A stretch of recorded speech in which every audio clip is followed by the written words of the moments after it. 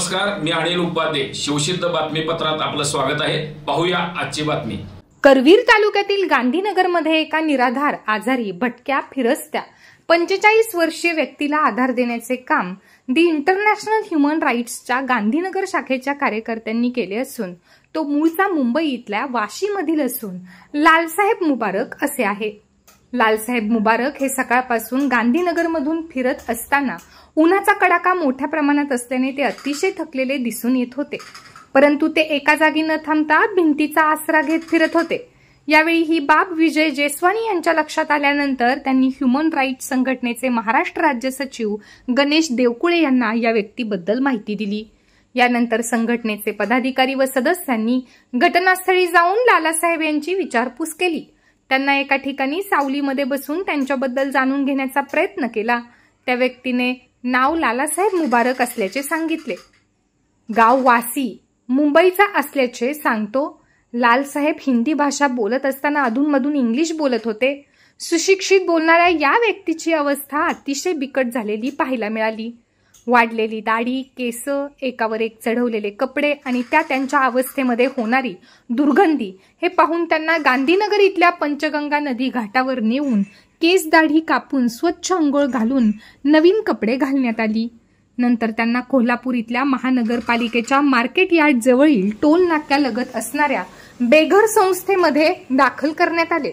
याबाबत त्यांच्या नातेवाईकांनी संपर्क करावे असे आवाहन गणेश देवकुळे यांनी केले आहे. यावेळी दी इंटरनॅशनल ह्युमन राईट्सचे महाराष्ट्र संपर्क प्रमुख गणेशन थमुथन, महाराष्ट्र राज्य सचिव गणेश देवकुळे, जिल्हा अध्यक्ष प्रकाश दळवी, दीपक हुबळीकर, अनिल हेगडे, विजय जयस्वानी यांचे सहकार्य लाभले. ही गांधीनगर मधील जिल्हा कोल्हापूर गांधीनगर मधील तिथं आम्हाला आमचे मित्र सुनील जसवानी यांच्याकडून आम्हाला समजले की असं आपल्या गावामध्ये एक अज्ञान व्यक्ती भटकत आहे आणि त्यांची मनस्थिती किंवा त्यांनी व्यवस्थित नाही आहे. तर तुमच्याकडून काय जर त्यांना त्यांची काय चांगली सोय होत असेल किंवा तुमच्याकडनं काय त्यांना मदत होत असेल तर तुम्ही करा. त्यानंतर आमच्या सर्व ह्युमन राईट्सच्या संघटनेच्या पदाधिकाऱ्यांनी एकत्रित